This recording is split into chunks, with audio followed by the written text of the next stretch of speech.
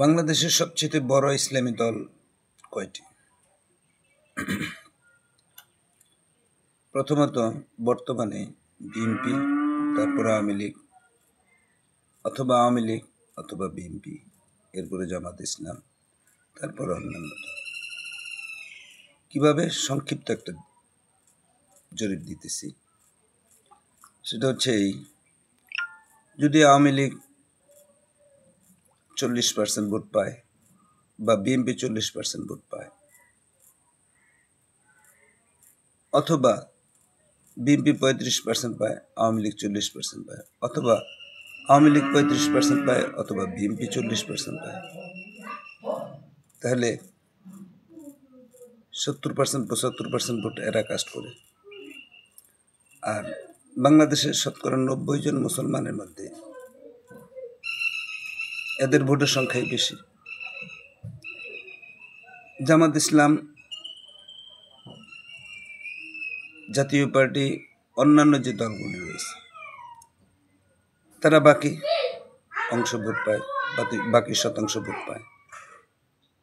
যদি 90% মুসলমান ধরি, 8% 7% হিন্দু আছে, অন্যান্য 2% আছে। এই 90% মুসলমানের মধ্যে আওয়ামী লীগ বিএনপির মধ্যে প্রায় 70% মুসলমান আছে, জাতীয় পার্টির মধ্যেও আছে। কিন্তু জামাত ইসলাম বা ইসলামী দল যারা দাবি করে, তাদের মধ্যে কত পার্সেন্ট মুসলমান ভোট দেয়? তাহলে 7% 8% ভোট দেয়। এই 8% ভোট নিয়ে কি করে তারা নিজেদেরকে ইসলামী দল বলে দাবি করে? তাহলে কি এই দেশে যারা স্কলার, মুফতি, মুহাদ্দিস, এরাই কি তাহলে মুসলমান? আর বাদ বাকি এরা কি মুসলমান না? তাহলে এই দেশে যদি ওই স্কলাররা যদি নামাজ পড়ায়, কয়জন মুসলমান পাবে তাদের পেছনে? কয়জন স্কলার আছে বাংলাদেশে? সেই হিসাব করলে মুসলমানের দল হিসেবে, মুসলমান হিসেবে যারা সংখ্যায় গরিষ্ঠ, তারাই তো মুসলমান দল। তো সেই হিসেবে তো জামাত ইসলাম আনুপাতিক হারে, ওই যে পিয়ার পদ্ধতি, ওই পিয়ার পদ্ধতি হিসাব করলে মুসলিম দল হয় না তাদের তুলনায়, আওয়ামী লীগ বা বিএনপি বা আওয়ামী লীগের তুলনায়।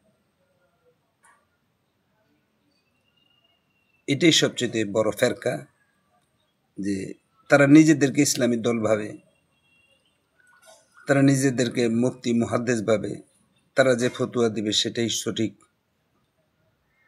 আর অন্যান্য দলে যারা আছে তারা সঠিক না। এটা তো ঠিক না। তাই মুসলিম দল হিসেবে বা ইসলামী দল হিসেবে আওয়ামী লীগ, বিএনপি, জাতীয় পার্টি, এরাই হচ্ছে সত্যিকার অর্থে ইসলামী দল। এটা আমার অভিমত। আপনার কি অভিমত? আশা করি কমেন্টে জানাবেন, লাইক, কমেন্ট, শেয়ারের মাধ্যমে জানাবেন। আসসালামু আলাইকুম ওয়া রাহমাতুল্লাহি ওয়া বারাকাতুহু।